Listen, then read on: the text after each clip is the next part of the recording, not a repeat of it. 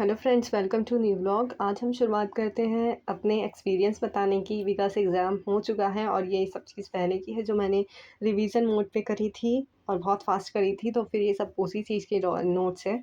मैं आपको बता देती हूँ सबसे फर्स्टली मेरा जीएस का कैसा गया क्वेश्चन। तो जीएस में मैंने अटैम्प्ट मैंने तो अपने 20 अटैम्प्ट करे हैं, बट मैं आपको बताऊँ 5 क्वेश्चन बहुत ज़्यादा डिफ़िकल्ट थे एंड 10 क्वेश्चन थे जो हमें कह सकती हूँ कि प्रीवियस ईयर से रिलेटेड एंड हम लोग के पढ़े हुए आए थे। एंड 2 क्वेश्चन वो करंट अफ़ेयर के थे और अच्छा खासा पोर्शन था जीएस कि पॉलिटी से भी आए थे। क्वेश्चन हिस्ट्री का आया था जो कि मेरे लिए थोड़ा डिफ़िकल्ट हो गया था क्योंकि वो डेट टू डेट पूछी थी और एग्ज़ैक्ट डेट मुझे नहीं पता थी। तो उस चीज़ में मेरा हिस्ट्री का चल गया, नहीं तो हिस्ट्री की ज़्यादातर चीज़ें करी थी पर डेट एग्ज़ैक्ट नहीं याद थी, तो उसमें वो हुआ नहीं। तो कुछ ऐसा हमारा जो था पोर्शन गया था जीएस का।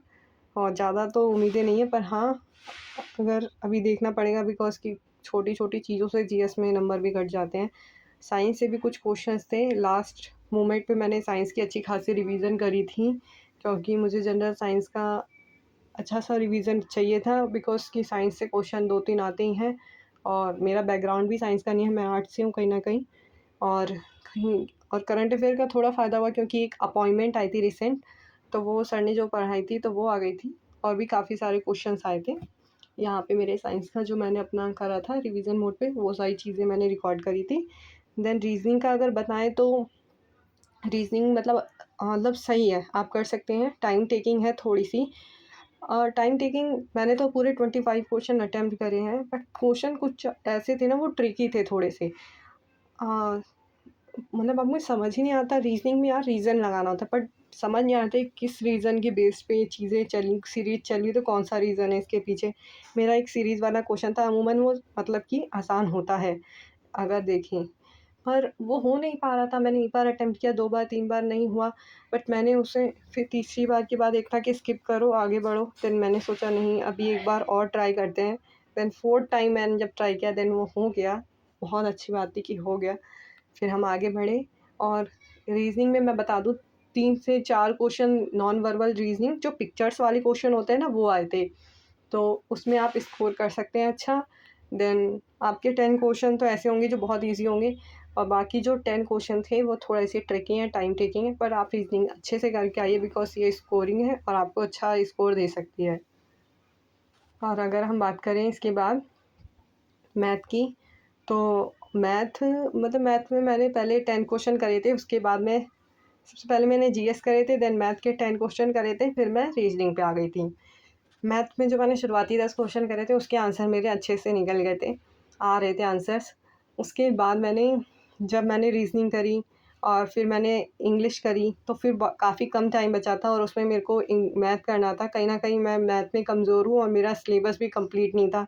टिग्नो मुझे कि मेरा ऐसा नहीं है कि हम तुरंत आंसर निकाल सकें उसमें, तो मुझे पता था वो पोर्शन मुझे छोड़ना है, टाइम टेकिंग है और टाइम लगेगा, तो मैंने उसको छोड़ना ही था। तो कहीं न कहीं मैंने सबसे कम अटेम्प्ट मैथ में लिए और अच्छा गया था। फिर भी मेरे जो शुरुआती 5 क्वेश्चन थे वो 10 क्वेश्चन अच्छे गए थे, आंसर्स आ रहे थे। देन जो लास्ट के 5 क्वेश्चन होते हैं डेटा एनालिसिस में, जो पाई चार्ट के होते हैं, बार ग्राफ के क्वेश्चंस होते हैं, मैंने उनको कर लिया था क्योंकि कहीं न कहीं मुझे पता था मैं उन्हें अच्छे से कर सकती हूँ, तो मैंने उन्हें किया था। देन जो बीच के क्वेश्चंस होते हैं वो मेरे ज़्यादा छूटे हैं और कोई बात नहीं, क्योंकि लास्ट 2 मिनट तो मेरे पास बचे थे, लेकिन मेरे से एक क्वेश्चन था बार ग्राफ का, उसमें पूछा था बहुलक और मध्य के बीच में क्या अंतर है, और मेरे से बहुलक और मध्य भी नहीं निकल रहा था। मोड एंड फिर मेरे को लगा कोई नहीं, ऐसा होता है, दिमाग एकदम से रुक जाता है काम करना ऐसे मोमेंट पे।